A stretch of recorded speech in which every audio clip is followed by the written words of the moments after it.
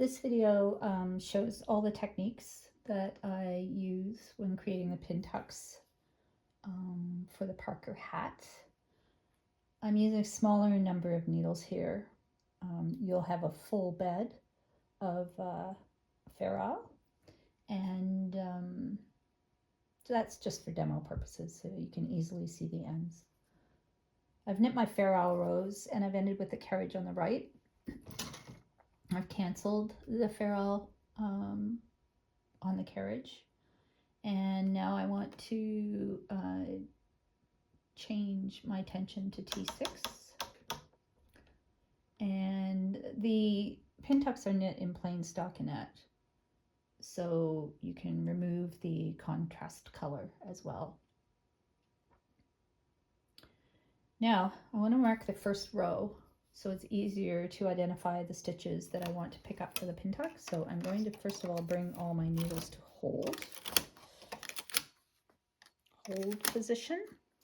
And now I'm going to take some ravel cord, and I'm using this very smooth, very strong acrylic yarn, and it's in a high contrasting color. It'll just make life a lot easier for you.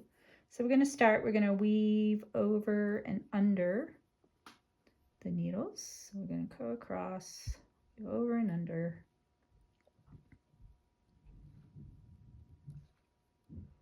I think I'll put some weight on that first end and continue along, weaving over and under. And notice that this is behind the latches as well. You don't want it in the latches because then it will knit into your fabric, and we don't want that. I'm going to go across.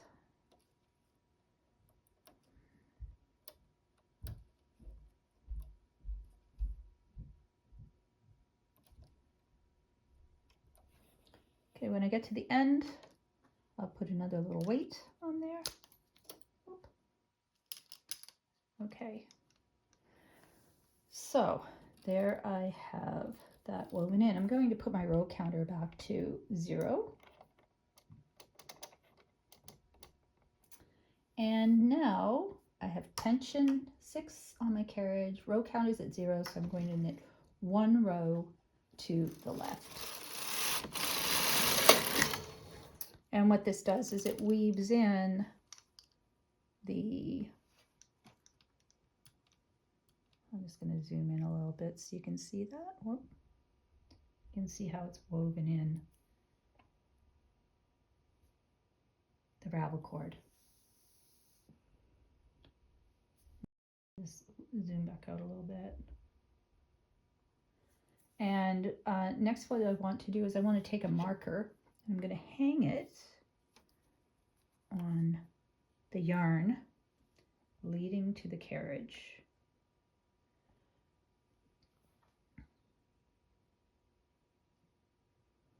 Now I will knit the rest of the pintuck. So once again, plain stockinette. I'm at row counter 1, and I'm going to go to row counter 9.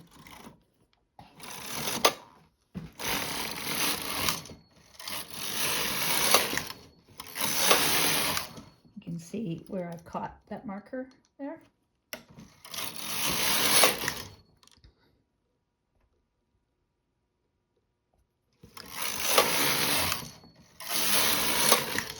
Seven, 8, and 9, and with our carriage on the left-hand side.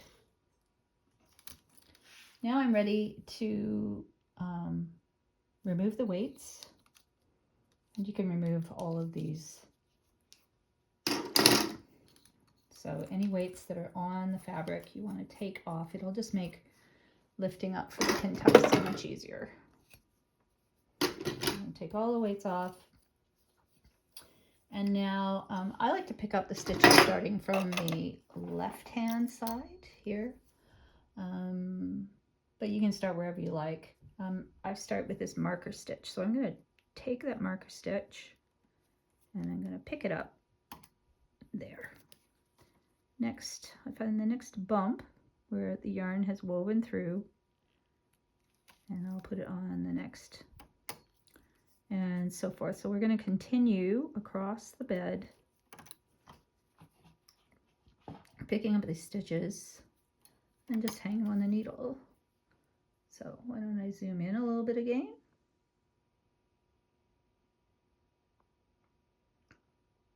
And adjust the camera so you can see what I'm doing here. So I can now move to 2 stitches at a time. It gets easier after you've picked up the first few.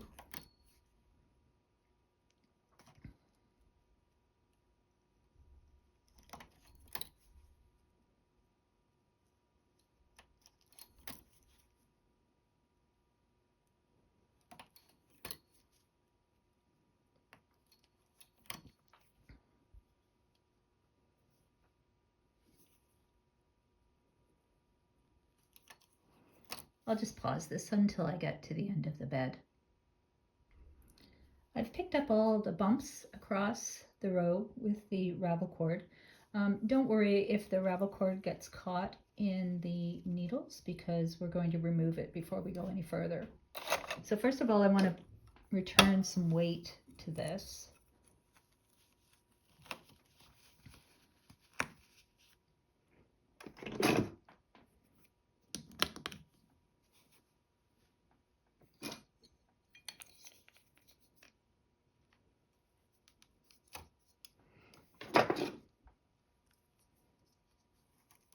And I can take this marker out now.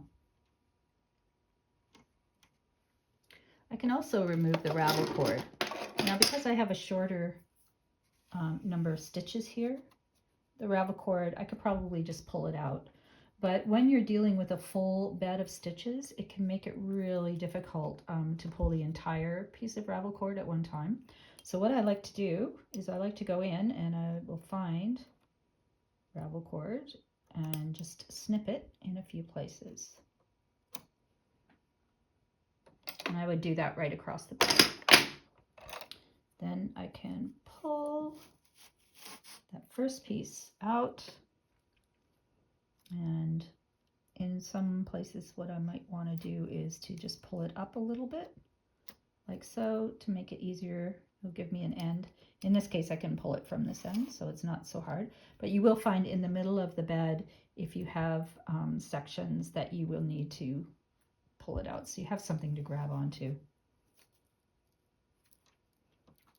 And if it's stuck, then you need to cut it again.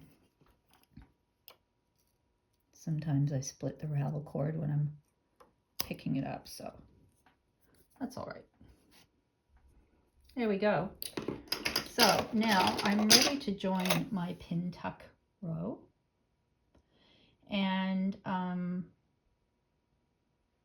to do that, there's some things I want to check. First of all, I'm on row counter 9.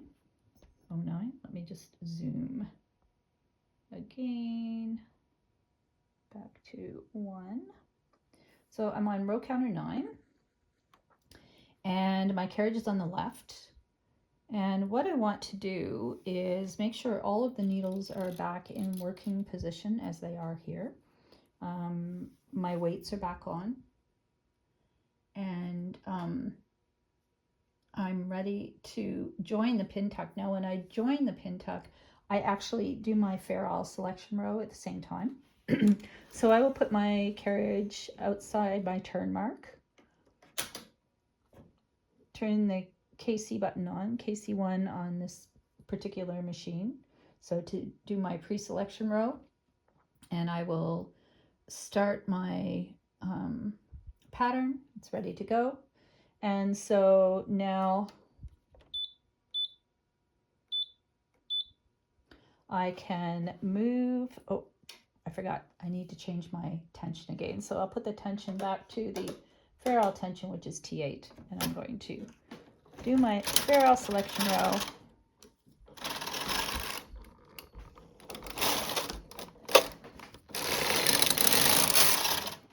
And there we are. And so now I'm ready to add my contrast color back in, set the carriage for ferrule, and continue with the pattern.